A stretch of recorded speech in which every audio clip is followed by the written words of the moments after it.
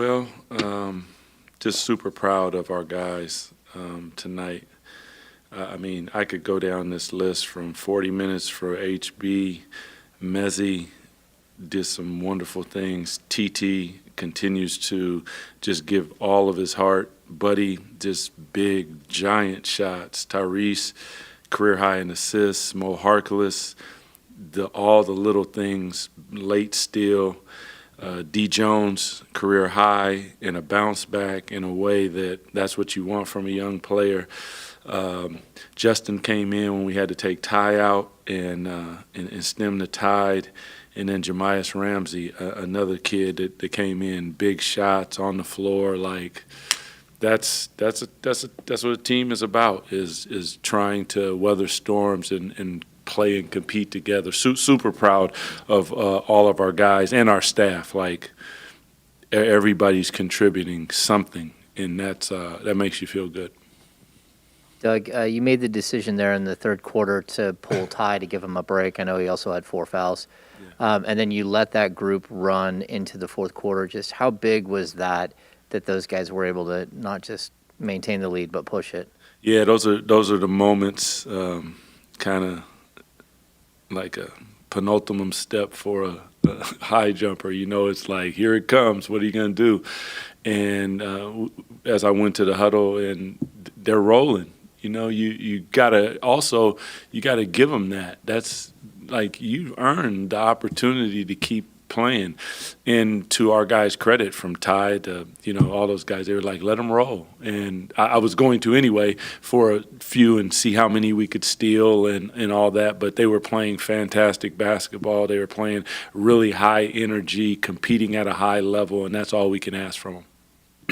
DC, 2 for you real quick. Just I know you have the ultimate respect for Coach Popovich. What did it mean to get a win from him over him in this game, and kind of the moment you shared with him after the game? I have the utmost respect for Pop. I was telling somebody before the game, like, I can remember like plays with Pop of when we beat them and Webb was out and they came here and he ran a play and Ginobili comes up the middle, and I remember I had stole it there, and then Ginobili backdoors me and they get it here, and I look over and he just kind of winks at me like, I mean, that's just like Pop. I don't know, those type of things. Like I'm just not even processed, but just love you, appreciate you, all that you've done for basketball, and just the competitiveness that he's always brought with his teams is something that I truly aspire to do and truly, truly appreciate. And then just, early in that game, there was a little, after the first quarter, there's a little bit of a verbal spat in the team huddle. I know it's not that uncommon to see something like that, but is that kind of a sign of guys just holding people accountable as you go through the stretch? It's, for me, you guys, and I don't know because everybody's different, but that's good. You care. Like, you got to pull. Show me that this is what you want. On top of it, that we constantly ask for communication. They're communicating. How they're communicating, I'll leave that up to everybody else to judge. And the fact that they work it out together and then we keep it moving, I'm so here for that, because that's, if you hold it in, what happens then? Yeah. We'll go back to that first quarter too, because it was pretty telling visibly. You were down 25-15. They hit a 3, hit a 2. You called a timeout right away. Yeah. And of course, you sat down with him. You were making some hand gestures. Just wanted to know what did you tell the team at that, because you didn't want it seemed like you didn't want the Spurs to start to get rolling on it, and it was something that the team was doing wrong that you just want to point out right there, right away. Well, for me, this is just personally, I had learned a lesson from last game when we had 5 straight turnovers. We were up 50-35. They came and hit a 2 and hit a 3, cut it to 10. And I wish I would have called a timeout at that particular time. And then we commenced to make 3 more turnovers, and things just kind of went downhill for us. So, sometimes you just got to do that. It was a feeling and a vibe, and told them, listen, like, I believe I called it groundhog. We've been here before. What are we going to do now, though? That's going to be the ultimate thing that defines us. Is are we going to continue to allow things like this to happen, or are we going to put our foot down? They've just gotten more physical, and things started changing. Are we going to now push back? And they did, to their credit. Doug, it was a pretty pivotal coach's challenge in the fourth quarter. It turned out to be a 4-point turnaround in the game. Just walk us through your process of using the challenge there, and just overall about how you look at using coaches' challenges. It's interesting. Like sometimes they'd say, "I'm just going to be honest with you." Super emotional. I just went, and then I went, "Oh, I did that out loud." But I, you see it, and when do you use it? It just seemed to me like a right time, like to ask me how I use coach's challenge. I haven't used them enough to really define that, to quite frankly, and be honest with you. That one was a little bit emotion. I thought that I saw what I saw, and then I looked up and I said, okay, time out. Let's challenge it and see. And finally, one happened for us. So I was happy about that for the guys. Doug, first of all, any indication or optimism that any of the guys who have been out, including Rich, might be able to return tomorrow? We don't have word on that yet. I mean, if I could tell you, I would love to say, but no, I don't have any word as of yet. Okay, and so, given that you don't know when your roster is going to be whole again, what does it do for a shorthanded group to pull one out here, get this win, and maybe be able to push forward? Until AG is back at the helm, anything that we can do to scratch and claw and try to hold everything together and go out there and compete at a consistently high level, that's really our aim and our goal. If you compete at a consistently high level, you execute, and you take care of the basketball, the byproduct of that is usually wins.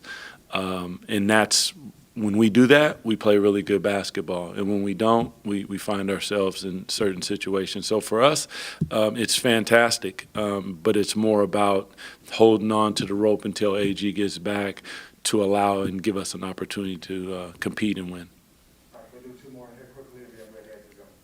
Hey, Doug, you mentioned Jemias earlier.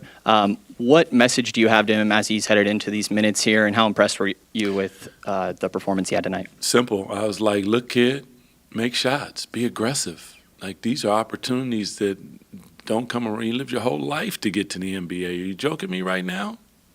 Man, do it. Do it big.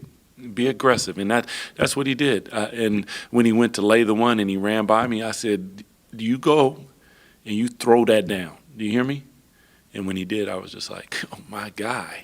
But listen, I was young, and I wanted someone to believe in me like that too. So for just trying to give him positive energy and tell him to go do his best. Coach, can you speak specifically to Buddy Hield's contribution, 7 of 9 from three-point land and 29 points tonight? Man, Buddy was big. That's what I truly expect. Buddy shoots the ball at such an incredible level. I get to see him every day shoot the basketball, and I put him in the highest regards of all-time shooters. He can truly shoot it like wow. So every time he shoots it, for me, it seems like it's going in, and tonight they did, and I was super happy for him. I know he probably would have liked that to be more on his birthday, but he gave everyone else a birthday present today, so that's a good thing.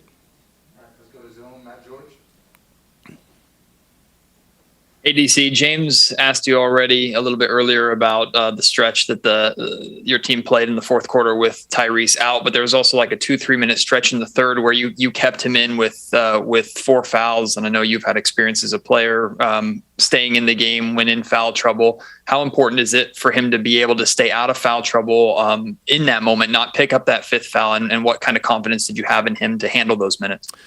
Well, first, when he took a foul, I said, no. Like, you have to, we need you. And that foul actually came up big. But these are opportunities for him to learn. We don't have Fox right now. We don't have some of our players. So you have to have a bigger role, which he's delivering huge. But when you get 4 fouls, when you get 5 fouls, I'm glad for him because these are opportunities in an NBA game against NBA players in crunch time with a lead. We need you to deliver, and you're able to play with fouls, play at a high level. Don't get meek all of a sudden, and he was able to do that. So super, super proud of Ty and the way he went about that. Last question, Christos. Hello, Coach. Congratulations on the win, first of all. Coach, 23 assists, 11 turnovers. How satisfied you are about the ball protection tonight? The part that hurts me is the points off of those turnovers. That's one thing we have to get better at. But I mean, 12 turnovers, we can totally live with that. That's something we can live with. It's just the points off of them. The 23 assists, truly, to be honest with you, I'm being a little greedy, and Ham and I used to car cast together, and I used to always say that the number for me is 30. That, like, as close as you can get to 30, 27, 28, it's someplace there. I will take 23, but I would like to be even greedy and get more because that means that you're playing for your teammate, and that's everything. Thank you, guys.